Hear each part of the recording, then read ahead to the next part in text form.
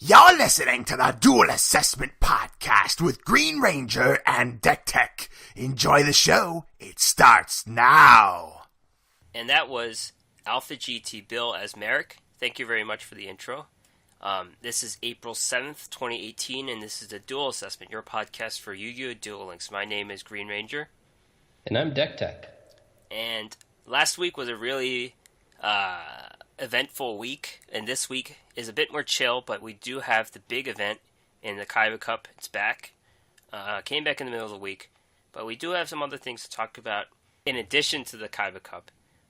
And we've both been dueling quite a bit this week, and also opening new cards. So, Deck Tech, what have you been up to? I've had a pretty chill week. I haven't been doing a ton of dueling or opening new cards, but, I've been keeping up. I did a little bit of ranked PvP. Struggled for a while last night with, meme decks, and I was just getting, high rolled out of games and stuff. It was pretty frustrating, but doing a little better in the KC Cup as well. I was kind of mixed up, so I skipped a day of doing KC Cup when I should have been. Instead, I did PvP because I'm a foolish guy. But now that I'm back in KC Cup, using my trusty Sea Stealth attack, it's going pretty well for me. A lot of the hate against it has kind of died down, at least where I am, which is now level 12. So if that continues to be the case, I will switch up my deck a little bit because I have some redundancy in my current build, just in case I get Cosmic Cyclones and stuff, and it's right now proving unnecessary. So the last thing is that I have gems again, because Konami's just kind of given us a giant bunch of gems, and we've got the Jesse Anderson gems from leveling him up and stuff, and KC Cup gems, but I haven't quite decided what I want to do with them yet. I don't want to blow them all too quickly, because that's what happened last time, and then I was stuck for a bit. So I'm going to give it a good think. How about you? What are you up to? Yeah, I did play a bunch of the PvP games before the Kaiba Cup, and I think I was Plat 3 or Plat 4. I forget where I was. I think I'm still at Plat 3, but I got dropped off, and I started off dual level 10, and I'm at 18 now, so I'm close to 20, and securing the stage 2. I do have 40 wins now, so the Kaiba Cup is good at getting your volume up pretty fast. So you can get your tickets pretty easy. But I've been playing aliens mostly, and mostly to counter Sylvan, so I made some interesting choices to my deck to counter them. And I played a little bit of Flying Fish, but I was kind of stuck around DL 15 or 14, I forget where I was, but aliens are fine, and I did buy a lot of the Valiant Souls pack, and I'm more than halfway through, but I can't play anything. I think I'm going to wait for that Gear Gia attacker, so I could get 2 of those, and then I might reset. Because I'm close to playing Masked Hero, the Dark Masked Hero. I just need one more of the UR, which is kind of tough to get, but I have the Mask Changes. Well, you probably need 3 of those, and so I need one more of those, and I have all the Destiny Hero cards, so I should be good to play that deck. But I just need to get more gems and reset. Yeah. That's kind of rough when you get halfway through a box and you just still haven't really gotten anything from it. I mean, you've gotten things, but you can't play with anything. Oh yeah. The story that we had. I kept getting the Different Dimension Master. And this is a card I have no interest in playing, but I got 3 of them right away. I was telling you, I got 2 already, I'm going to get my 3rd. Because I spent money to get an SR, and I got that card. So I got 3 already, and before I got any of the URs, which is kind of crazy. Yeah. Unlucky, man. Yeah. I think the good thing was I didn't get 3 Blade Edges. That would have been worse. I only have 1 Blade Edge. Yeah, feels bad when you get the junk URs or whatever. Yeah, but a bunch of other cards, like Dark World Dealings, I think I got that for the first time, so it's different things. Yeah, that's good. It sees a good amount of play, and then we're already seeing the masked heroes are getting a little bit of play, a little bit of hype. So it's nice that you're kind of working towards that. And I have the Witch Raider too, so I think you only need one of those to play. They're in Masked Heroes too, I think, the Destiny Hero version, because they're all dark monsters. So it's good to get that card as well. Nice. So we're going to talk about esports this week, and as per usual, there are fewer esports during the Kaiba Cup. Probably less this week because people care. The competitive community cares more about that final rank, and they probably already got the stage 1. So it might be just like one tournament next week, or not that many. Yeah, I think that's a good point. This week's a little dry, and then next week's might be even drier because, like you said, the kind of super competitive people who tend to be the participants in these and the people running them care more about the second stage than the first stage. Yep. So we're going to talk about the Duel Links Challenger Series number 11. This took place on April Fool's Day, before the new cards were released. It's interesting we note this because the new cards did have an impact on the tournament lists. So hopefully that's a sign of things to come. But this was more of the old stuff. So let's talk about the old stuff. First place, Jay Rabian. I've heard his name a lot.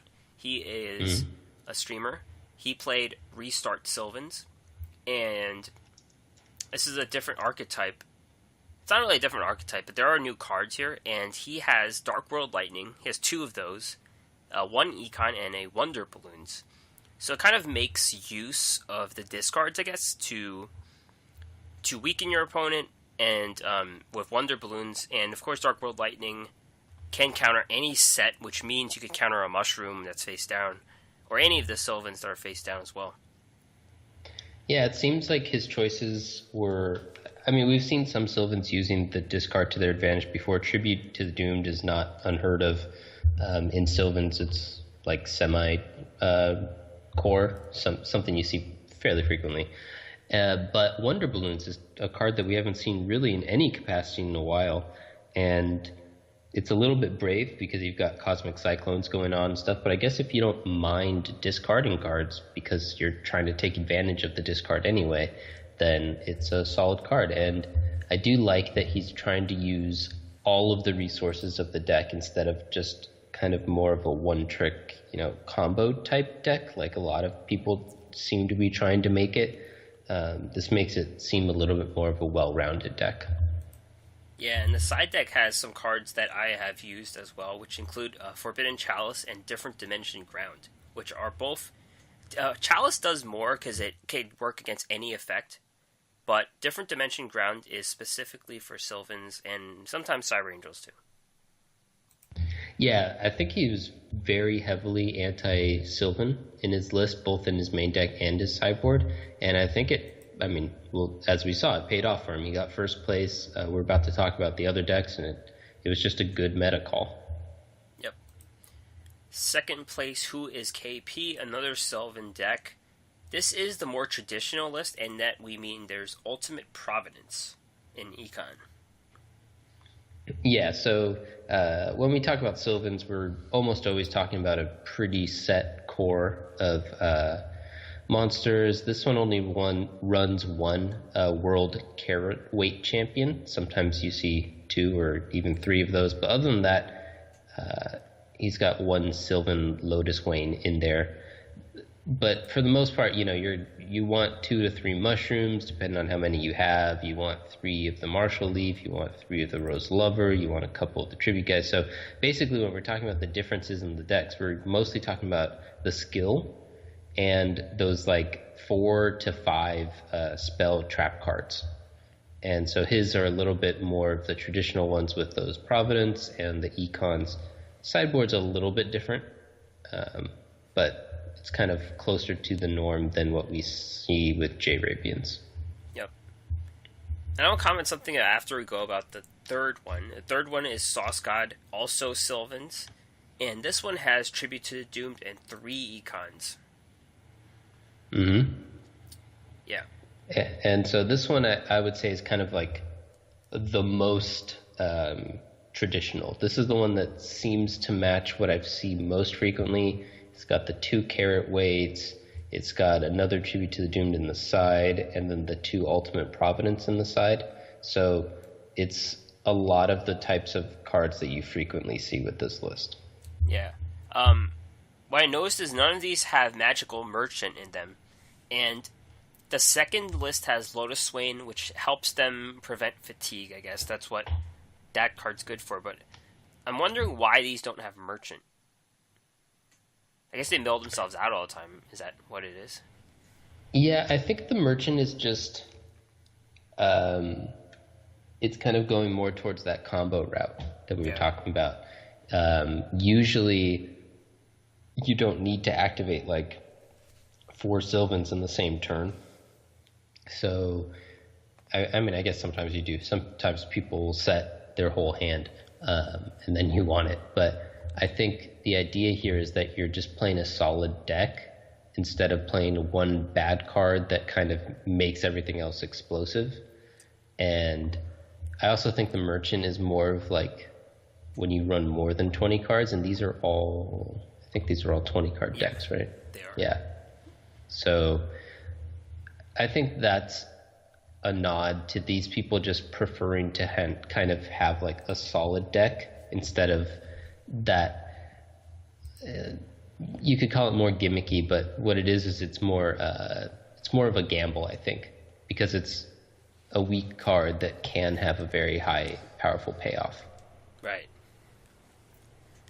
4th place, Jay Dizzle. This is the only non-Sylvan of the top 4. It's a balanced alien deck, and 21 cards. There's a lot of different back row here. There's Divine Wrath, Disappear, the cards you don't traditionally see in aliens. Divine Wrath, I guess, is for Sylvans, and Disappear, yeah, that could work for them as well.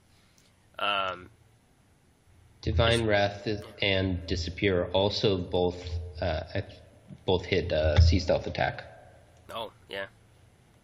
There Decks. is... Yeah. 5 traps, 8 magic cards, and 7 monsters for the balance math. There's 6 traps. Uh-huh. You silly. 6 traps, not 5. Yeah. And then the 7 monsters. It's a little bit of a weird list, right? These aren't even the 7 monsters that I would immediately think of. Well, if I were. Yeah, they don't have 3 of the Telepath. I do have Alien Kid in my deck now, but I substituted Alien Gray. So that's kind of like the utility slot. And there should be 2 Overlords. That's a more common thing. Yeah. So, it's interesting. This gives you a pretty good chance of getting a cell recombination device in your starting hand, which is obviously kind of the best card. I think probably the most powerful card in the whole deck. It's like the reason to play it, so that makes some sense. But I don't know. It's pretty weird. The whole point seems to be making room for kind of tech cards. Yeah. And the side deck has a card I've never seen before. Card Rotator. Yeah. Also a little bit weird. Okay. Yeah. Cool. One thing I like is that he ran Balance, and then he ran 5 fusion monsters. And obviously he's not fusion summoning them. It's just to trick people. Yeah. I never know what to expect when I face a Balance deck. And I mean, I do that too. I have 5 fusions, and I'm playing Jesse Anderson, and it's like Alien, so... yeah. There's some value in it. And they don't see each other's deck lists, I think, right, in these tournaments. Oh, I'd assume so, or else the misinformation makes no sense. But, yeah. Yeah. But I do like that misinformation aspect. Kind of give your opponent some... Maybe they play a little bit differently. If they don't know what you are, they think you're Slash or something. Right, and aliens always begin with a face-down card because you play the warrior in defense mode all the time, and then you think, like, oh, they're Sylvans. Well, Sylvans you can kind of tell when they're not pausing, but yeah. Yeah, so if they don't have the fusions, then I guess you might assume they're Sylvans. But if they do have them, then you think it's probably Slash or Destiny Heroes. Destiny Heroes starts with face down a lot, so... Yeah. Anyway, I just like a little bit of trickiness there. You can also trick them with what card sleeves you use. Yeah? You think so? I don't really do that. I mean, I use Rainbow Dragon card sleeves. But, yeah. I don't know what the metagame for the card sleeves is. What card sleeves mean what? You mean like if you put the aliens card sleeves on your other deck that's not aliens, or vice versa, I guess? Well, the fact that I'm playing Jesse and using Rainbow Dragons, that has more of an effect, I think. Let's say you're playing like Weevil, and you've got a Lava Golem. You're thinking burn, right? But then they're playing some insect deck. It's like, oh, this is crazy. It has to fit the character, I think. Yeah, I mean, I guess it could work. I've never really paid attention to what their sleeves are, but every once in a while. You rely on raw skill. You don't rely on tricks like this. No, I think the tricks are important. I don't like sleeves. Although I did switch them after we got Tristan. I was like, yeah I'm using these sleeves. Yeah. Chibi Tristan. So we're talking about Meta Weekly, Duel Links Meta Weekly 14, and this one actually has new decks, so we're going to go over them in their entirety. Sir Dillweed, we've heard of this guy a lot. He makes a lot of interesting decks. I think that's what he's always associated with, some cool decks. And this is the Gear Gias. So what this is a 21 card deck with balance. And the cards are 3 Gear Gia attackers, 3 Gear Gia anchors, and 3 Gear Gia arsenals, 3 chalices, 3 econ, 3 powerful rebirth, and 3 pulse mines. So, this doesn't have any of those setup monsters that I thought it would have. It's kind of interesting that they don't. And they're kind of relying on themselves to get themselves on the board instead of that fast ramp, which I had first expected they would use. Yeah, it's, I don't remember which ones are which, because we spent a long time going over all of the Gear Gias and everything else in the set, but let's see. These are the high attack ones, and they control the back row and the field, but they don't swarm. None of these swarm. Mm-hmm. Yeah, that makes sense. I think the Destroy Monsters one, Gear Gia Anchor, makes a lot of sense. I mean, that's clearly something that you want. And then the Gear Gia Attacker to clear the back row. Again, those are types of things that we see a lot. So this looks to me like it's just a typical control type deck. Yeah. Using these new cards as the shell. And running 3 Chalice to really just kind of get the meta.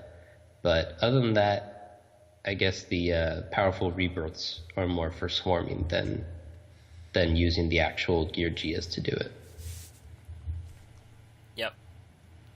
And Pulse Mines is back. It was last seen in Ancient Gears, and now that those are out, you've got it's just got value for any machine deck, I guess. It's good.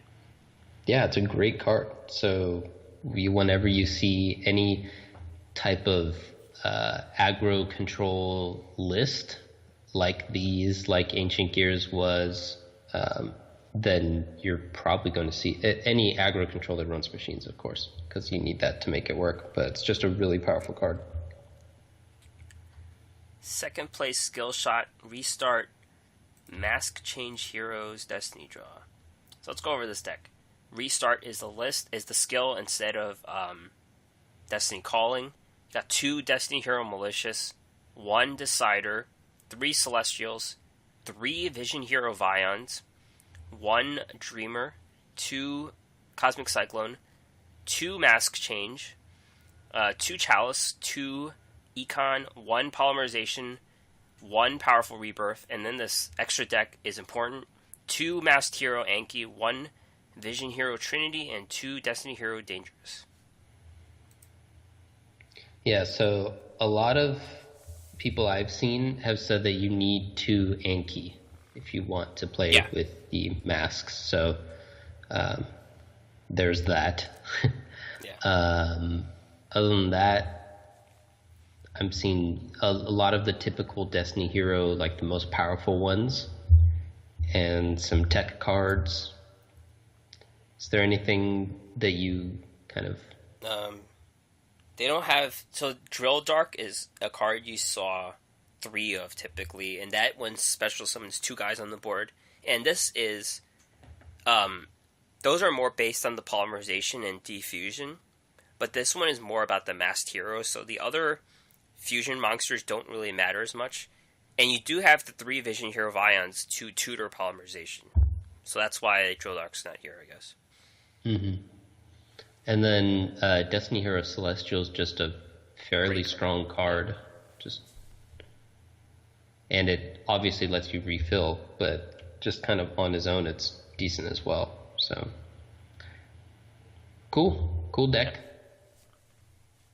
And the sideboard has Karibos, which he probably got from the event, the weekly card event. Yeah, maybe that. But that is interesting, though. I wonder why he wants Karibos instead of Sphere Karibos. Does it work with the masked hero? Let's see. During your opponent's turn, you can discard it and take no battle damage from that battle. I don't know. Yeah, I don't either. Yeah. It's an interesting choice.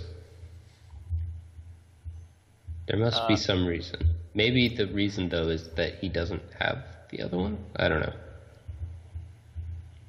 Yeah, I don't know. We'll never know. Yeah, well, maybe one day we'll ask him. 3rd place, Jason, Restart Sylvans, again. But this one is a bit more like J Rabians, and it has 2 Dark World Lightnings. No Wonder Balloons, though. 3 Econs. Yeah, 2 Carrots, so it's pretty much the all-in version, I would say. But there are 5 spell cards in here, which is quite a bit. Yeah, it's a few tweaks on the typical to be nothing too crazy here. Nope. And 3rd place, Law of Death. This is a 30-card monstrosity. It is 30-card res, restart. And let's go over this deck. It's a Grass is Greener deck. There's 3 Gozukis, 3 Wyverns. That's a new thing, 3 Wyverns. 2 Zombie Dragons. 3 Samurai Skull. 1 Bacon Saver. 1 Hey Trunade. 3 Grass is Greener. 1 Insight. 3 Econs. 1 Paleozoic Canadia. 3 Skill Successors. 2 Wall of D. 2 Red Eye Spirit. And 2 Paleozoic Morellas. Yeah, and then his sideboard also is weird, just while we're talking about cards. It has 3 Forbidden Dress, and which isn't even the Forbidden that we normally see. We normally see Chalice, but okay.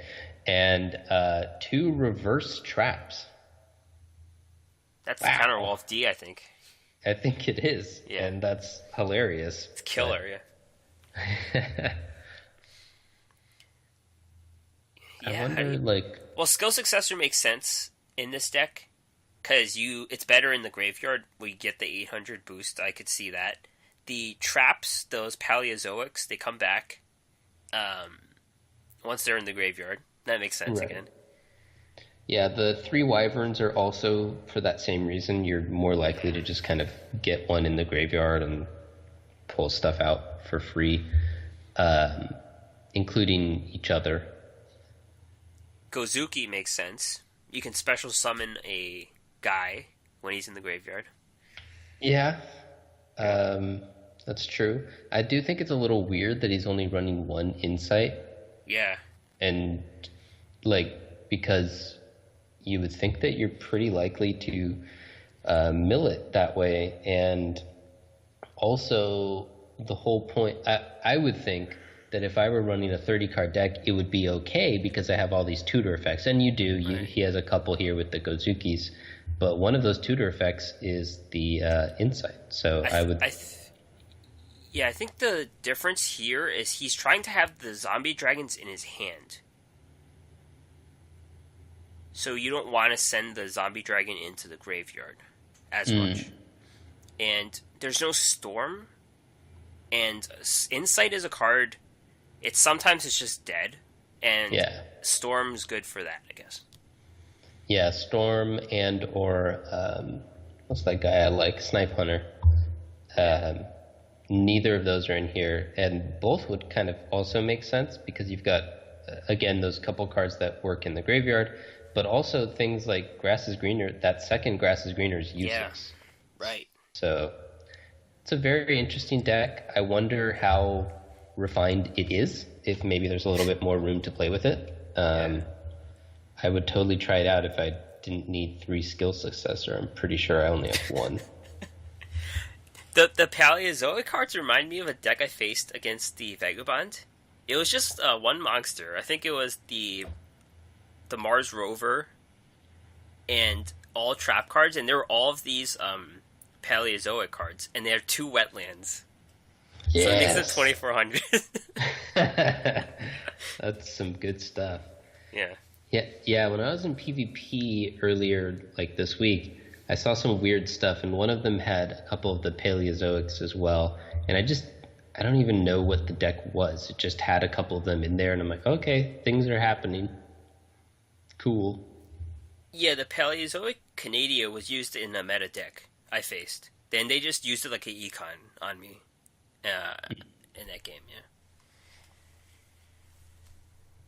Okay. Cool. Yeah. So that's all of the tournaments.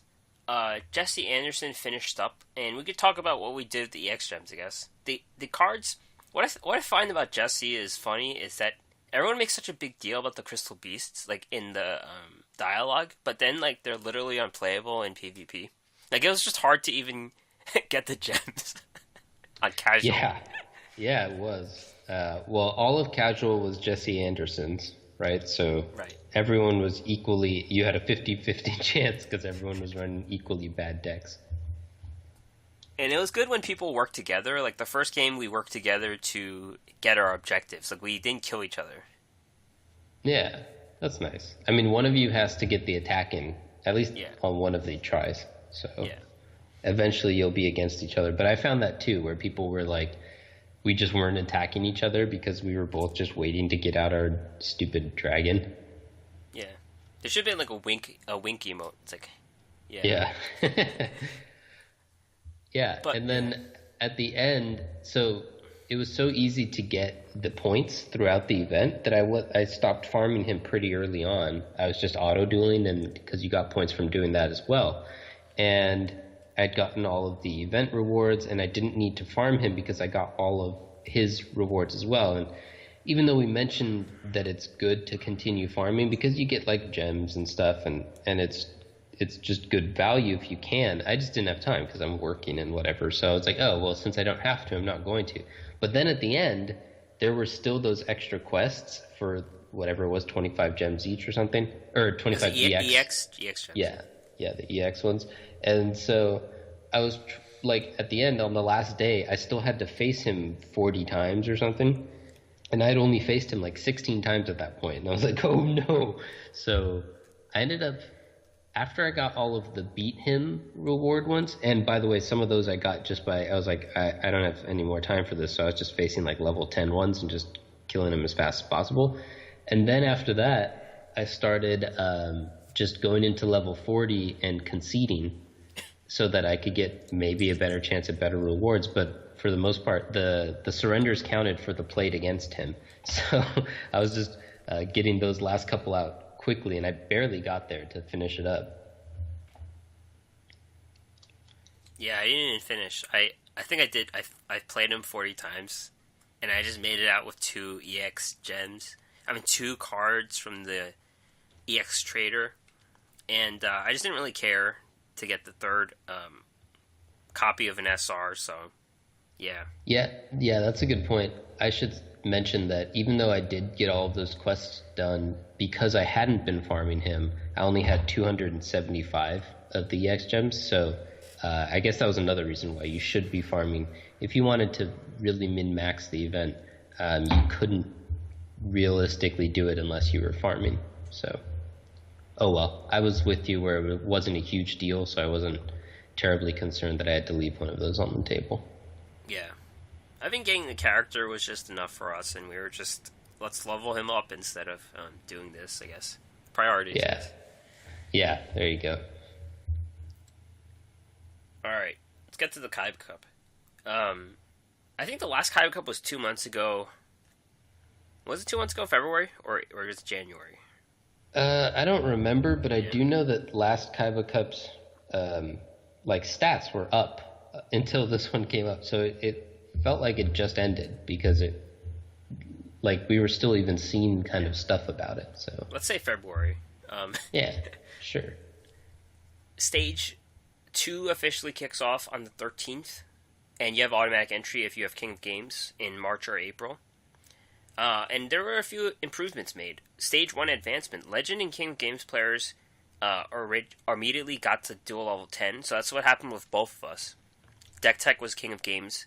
He started on stage 10, even though he didn't have to finish it. And I started on stage 10, though I have to finish it. And the good thing is we got our rewards right away for stage dual level 1 to 9 in our gem box. So we got like a ton of gems right away. Yeah, it was a pleasant surprise.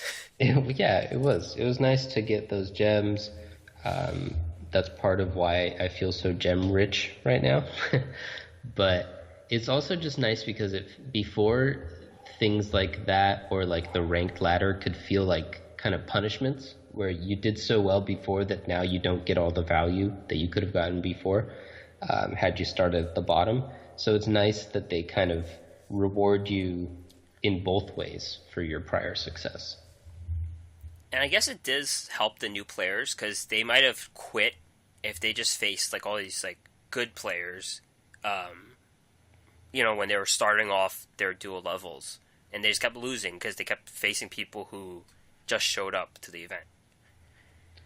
Yeah, I mean, probably. I could see the first day or the first couple stages being harder than like the stages 3 through 7 or something like that. The 1 and 2 and 3 maybe are tougher because you happen to be facing against people who are just getting started. But then the people who get stuck in those like kind of middle beginning stages are the ones who aren't as good or don't have as full of collections or whatever. And the people who are more experienced, skilled, and have better collections just quickly go through everything. So you might happen to run into someone at stage 1 because they're just getting started then, but they'll win their first 10 games and you'll win only half of yours. And so I don't know. I do think that these types of rank resets are generally good for all players. Yep. Another good thing is we are guaranteed 50 gems with 3 Kaiba Cup games when you don't surrender. And they come in increments, so you don't get 50 right away, but you get them, once you play 3 in a row. And, it's a bit annoying if you're facing Sylvans and you just want to give up. But, you could do something else, let the time go by and take the loss. But this pack-a-day habit is something that we hope Konami can implement into other things in the game. Yeah, I messed up because the first day I didn't realize it didn't pop up. It didn't give me the notification in my quest thing, so it didn't tell me my mission log. There we go. And so it didn't remind me that they were doing this free stuff every day. So I missed one day of doing it, which was a bummer. And then last night I messed up because I forgot that surrenders don't count. So it wasn't like I was just going in and quitting. It was like I was losing this match. Like, okay, let's just go on to the next one. And I was like, no, I'm trying to go to bed. So I had to play another one. Rough life. We could call you a Franken-Derp Esquire instead of Dr. Franken-Derp. Yeah. Okay, that's fair. All right, let's get to one complaint we have about the Kaiba Cup, and that's No reporting feature. During the Kaiba Cup, you can't interact with the person you just played. I think that's mostly to hide their deck list, but they do have a reporting feature for regular ranked, and they don't have it in case someone is cheating in the Kaiba Cup. Yeah, so I guess that's the reason, because you can't click on the deck list. The whole thing is gone. You can't report them. Maybe they have some quality assurance to check for cheating in the Kaiba Cup, because they have caught people in the past, but no reporting. Yeah. Have you, I think, did you tell me you've had an issue where you felt like you had to report someone? Or not during the Kaiba Cup. Not during the Kaiba Cup. Yeah. So hopefully it can be regulated enough on its own, and people know at this point that they kind of take a closer look at the KC Cup. So maybe there's no need for it, or less need for it, hopefully. So I haven't yet had any need for it, but I've also not played very many. I think I'm only at like 9 ranked wins so far, or PvP wins so far. I think early on, I had to wait 200 seconds because someone just left. I got the win, so I didn't report them. I'll take the free win for 200 seconds. Yeah, I guess I had a couple players who I'm not sure if they were slow playing me or if they were just like new and reading every card or something, but I didn't really care. I would care, of course, if this were like stage 2 and I were competing towards the top and I'm trying to get in another game before the time ends or something. Obviously, then it matters. But at this point, I'm like, whatever, sure. I wonder how many people lose when those time limit loss happens. Like, let's say they have to go get a package, or their baby is needing them or something. Like, they just have to leave and then they time out. Yeah, I don't know either. Yeah. Reset country region. You can now reset your country. I haven't seen a need to do this, but if you've been reporting a fake country, I guess now's the time. Or if you want to represent a country that you're not proud of your country. Yeah, no, it's not for us. They prefer if you mark your country as your country. And I think the only time that it's really mattered has been the KC Cup. So at which point we know that they check. If it ends up mattering, like they check for regions and stuff. So it's not really, I think, for like, I wouldn't be spoofing or anything like that. But what happened was they didn't have all of their countries in which the game is accessible on their list of possible countries. So they just added, for each region, they added an other. And then I guess you can change it for that. And that's mostly what they want. But it is slightly relevant because, as a reminder, if you go to the very top of the KC Cup in your region, then you can get an invite to the World Champs or whatever. It's part of the process to doing that, but you need to actually be in the region in which you do well. Like you have to live there or something.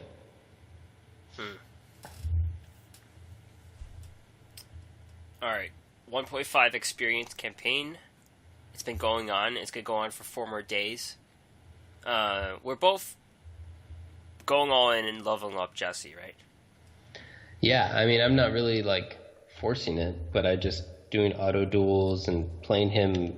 If it's no difference, then I'll play Jesse. If I'm trying to specifically play a certain deck that he can't work, then obviously I'm not going to. But even just playing it that way, I'm making some pretty good progress. I have him at 35 so far.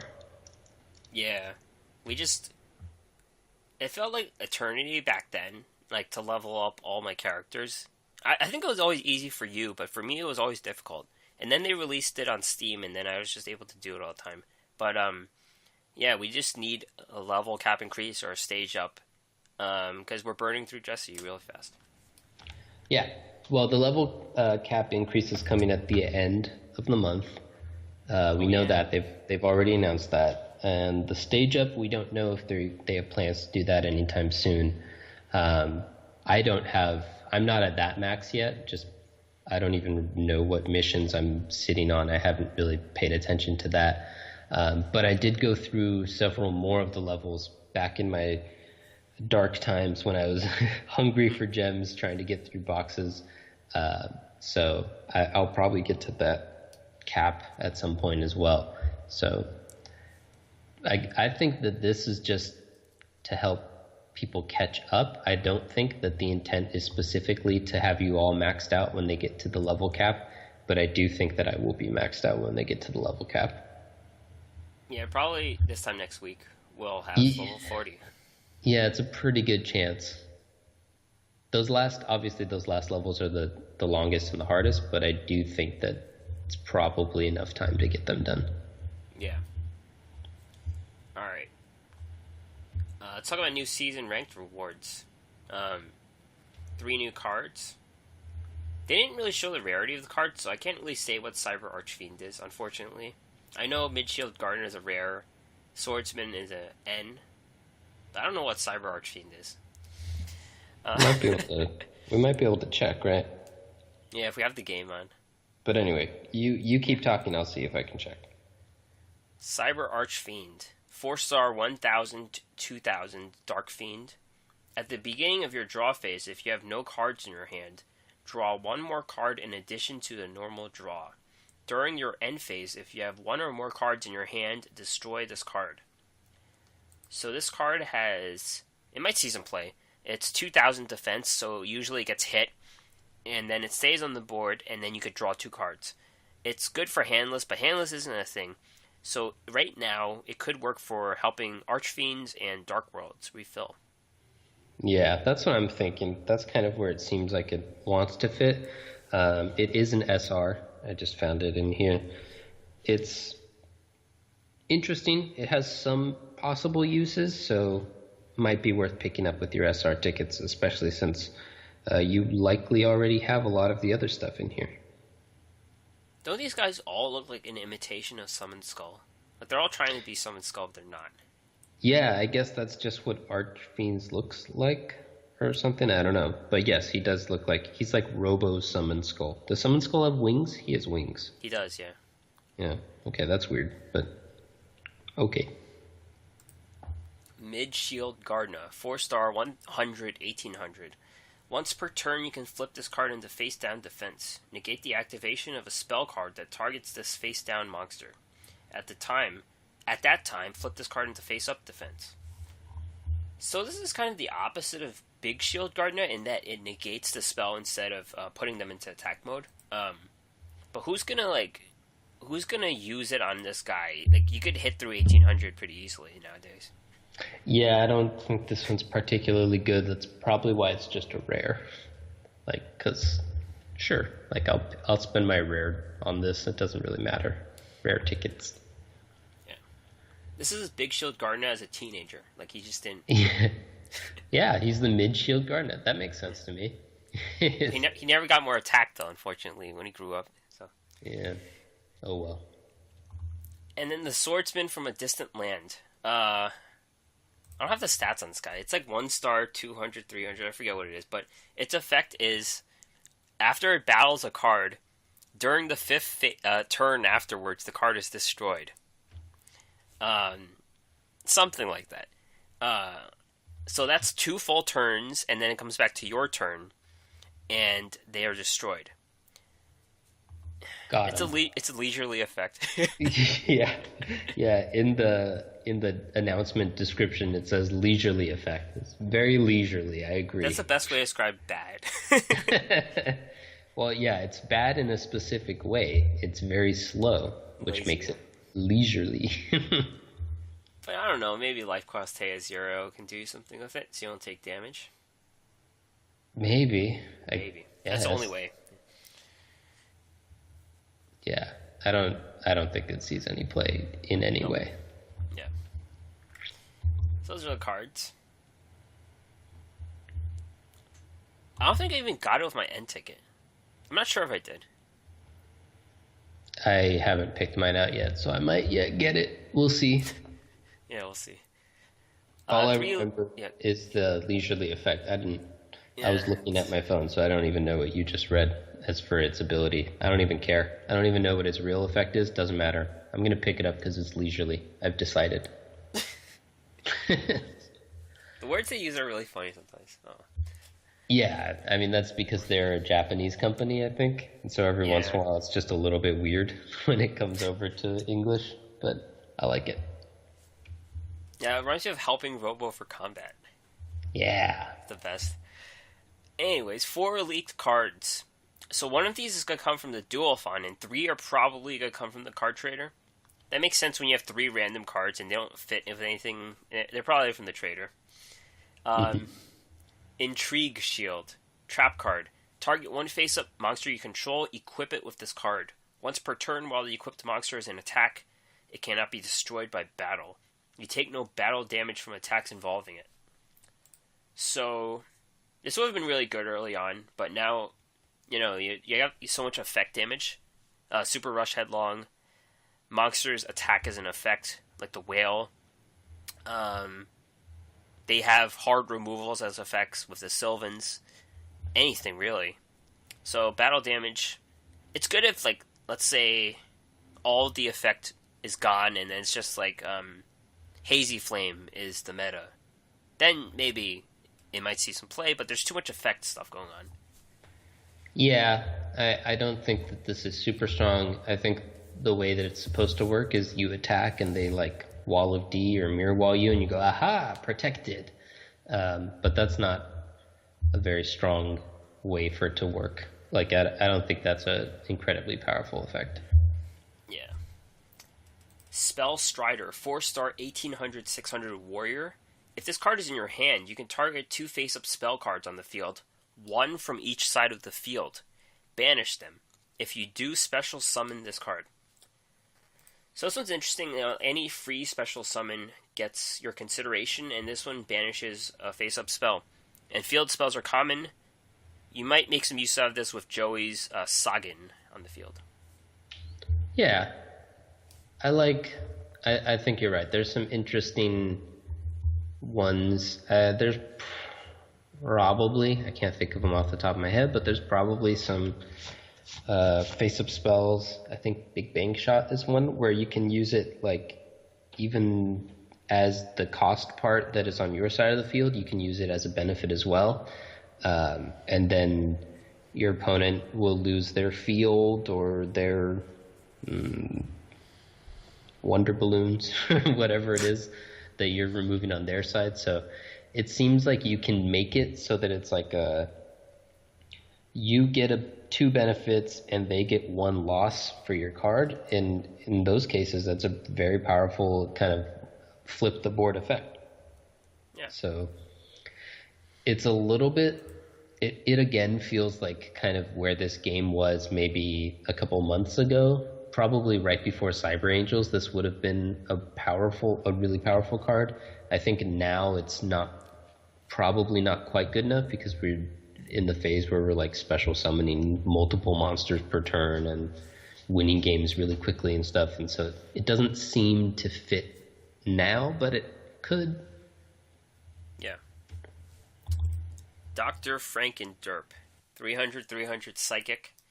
If this card is normal summoned or special summoned, you can pay 500 life points. Look at the top card of your deck, then place it on the bottom of your deck, or reveal it and add it to your hand. But skip your next draw phase if you add it to your hand. You can only use this effect of Dr. Frankenderp once per turn. So, you could draw 2 cards, and that's kind of useful for, decks that run like dual standby or some kind of burn deck, I think. Mm-hmm. Yeah, it's good. It lets you draw an extra card on 1 turn, which is solid.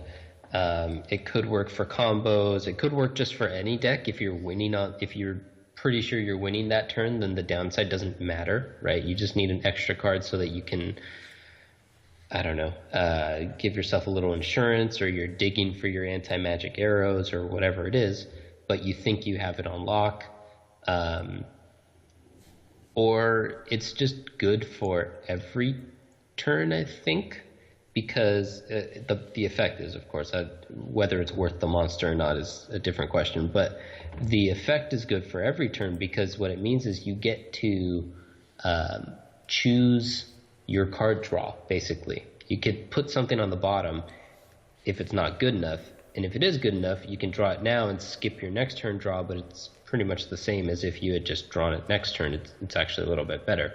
So card selection is a very powerful effect. The question is whether it's powerful enough to warrant playing the monster. Yeah, and the thing about Yu-Gi-Oh! Is there's no mana. Like, you don't spend stuff each turn. You could use any number of spells you want. So, this would be good. You only could, like, use as many spells as possible. That's what I thought about the burn deck. But yeah, this fits into a lot of things. It's just, yeah, like, if it fits, I guess, the monster. Mm-hmm. And that Wacky Alchemy is a trap card. If a face-up spell in your opponent's spell or trap zone is sent to the graveyard, you can target one face-up monster on the field and destroy that target. So I thought this would work with fields, but apparently it doesn't if it's just their spell and trap zone. Okay, yeah, I guess so, that sounds right. Yeah. So, this is probably not going to happen too much, and people are using Cosmic Cyclone nowadays, so it's going to be banished anyway, so I don't see this happening a ton. Yeah, I'm also not super concerned, or not super impressed with it. Probably pick it up just because, but... It's probably just an R or something. Yeah. Exactly. Cool. So we should see his card soon. Soon TM. Yeah. Alright, let's talk about a more serious topic here. State of the game. So people on Reddit have been complaining about Sylvans all the time, and, you know, I'm not going to click on all of the posts, but if I see something funny, I might click on it. And then I saw someone comment that the game Playership is declining on Steam. And I haven't compared this to other games, so, you know, we don't really have a baseline. But let's say all-time peak 15,900. As of now, 8,100 players have been playing the last 3 hours. January, the average was 10,500. February, 9,700. March, 8,100. So we're seeing steady declines, sort of, in Playership and Steam. And, you know, there was an uptick on March 28th. There were 13,000 players that day. But then ever since that day, it's just been falling to where it is now in 8,000. So this could be like many different factors. There could be a new game out that people are playing instead, or it could be just people leaving. So we're going to talk about some of the reasons why this might be happening and also what can be done. So it's been tough for people who don't spend a lot in the game. The last 3 boxes came way too fast, I would say, right? Like, I feel like they came after the Kaiba Cup, so that was at sometime in February, maybe. So we got 3 boxes in less than 2 months, right? Yeah, it felt really fast to me. Obviously, you and I are pretty devoted to this game. We're not like whales. We're not spending a ton of money on it, but we're probably putting in a lot more time than almost the vast majority of players, and putting in a little bit of money, and I still felt like I was very behind for a little while there. I was like just, scraping the bottom of the barrel for gems and stuff, and if I'm feeling that way, then the casual player is probably feeling like they just have no chance of keeping up.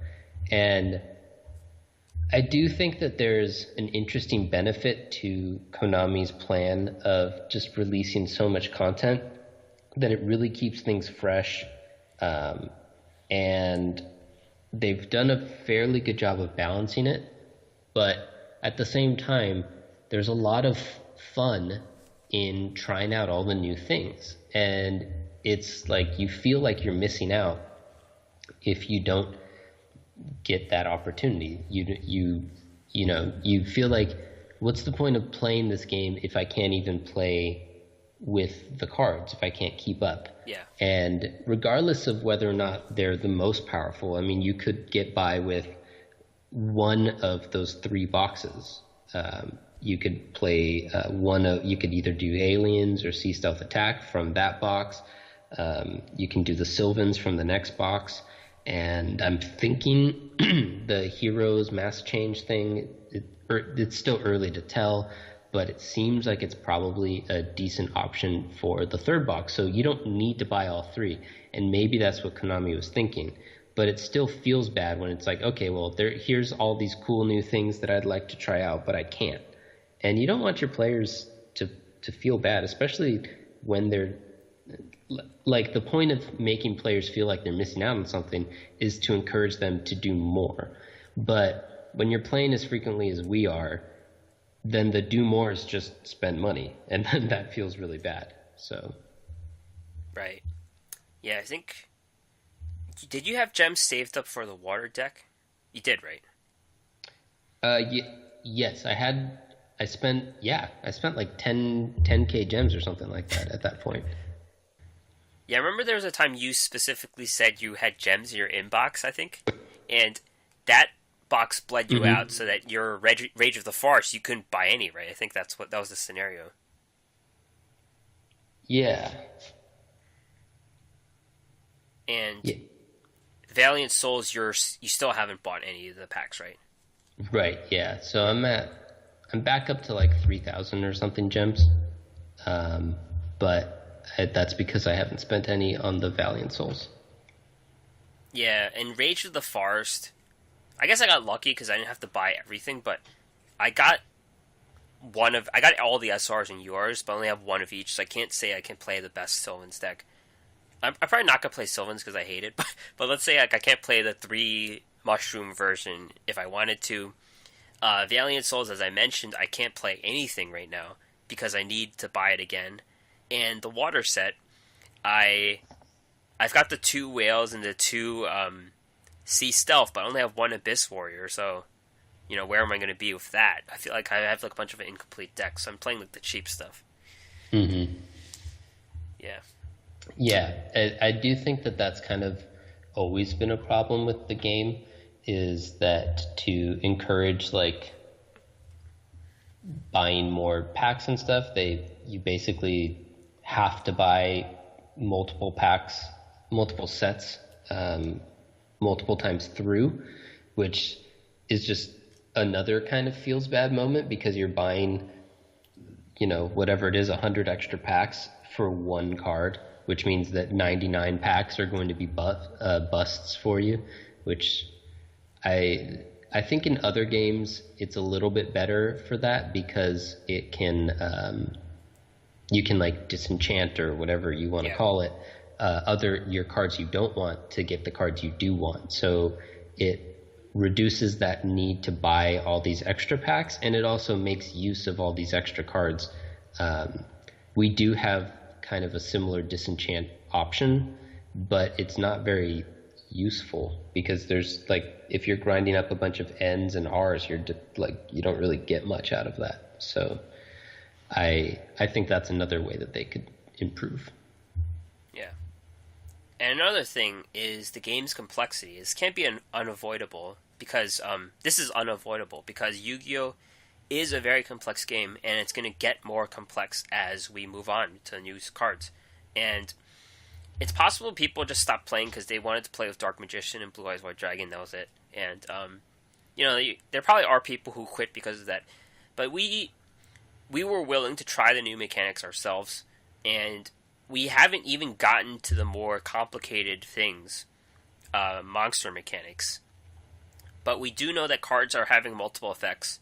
The Destiny heroes have 3 effects each, notoriously. And sequencing is very important now, especially with the Sylvans, I've noticed. When to, use your Chalice, when to... and Sea Stealth, too. When to use your Cosmic Cyclone. Do you use it on the field? Do you use it on the trap? It's gotten a little more complex now. Yep, and I think it's going to continue to be complex. Like you said, it's going to grow more complex. It's a barrier to entry for newer players, and especially those players, like you said, who came specifically for the nostalgia reasons. They're not in here for complex gameplay. They're in here because they like the Yu-Gi-Oh! TV show or something. And so I think that that's kind of it's a natural way for the game to progress, but it's also a natural way for it to maybe lose some players. And maybe one protection against that would have been for them to make a little bit more, I don't know, of a separate like new player experience type, kind of cordon them off from others. They do that a little bit already by, I think you can't join a lot of events until you're stage 4. It's been a long time, so I don't remember, but I think you might not be able to jump into PvP right away. So they do a little bit of that, but stage 4 is pretty quick and easy to get to, so they don't do very much of it. Yep. And new player philosophy is different depending on what game you're talking about. It could just be the company's core philosophy or whatever, and you just know Konami's going to get more complex because everything is already here. They're not making new cards. I mean, unless it's like some new card from the TCG that didn't exist yet, but all the cards are here already, and we just know it's going to go in that direction.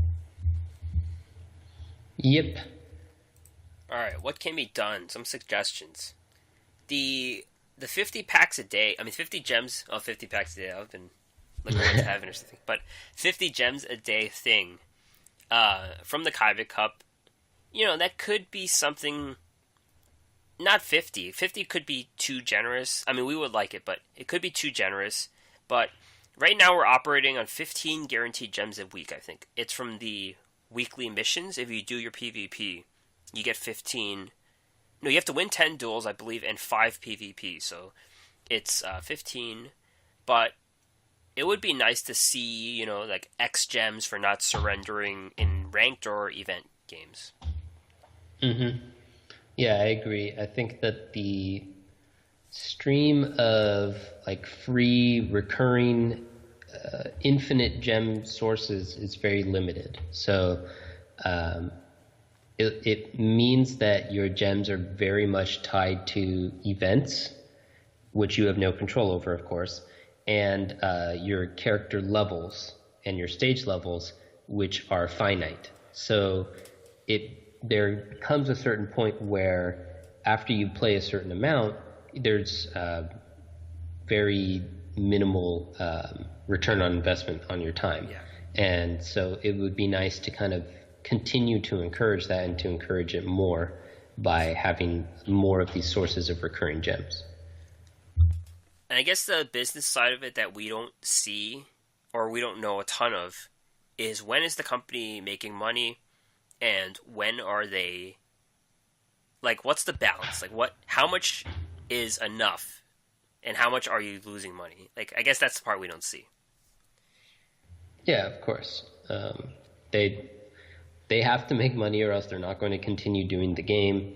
But they probably have a big old team or, expensive reports or something analyzing exactly how much they need to give away to keep that balance in the right spot. So they're probably considering all these things just like we are. Yeah. And the numbers we were looking for, like the declining player base, it could be like people declining who don't pay. Like the whales could just be happy and they're making the same amount of money either way. So we don't know. Another suggestion is the duel school, to improve the duel school.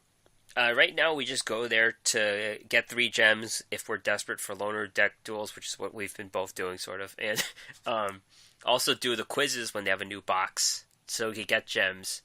But there are like a lot of mechanics they don't teach. They just do 2 things from each box, I believe.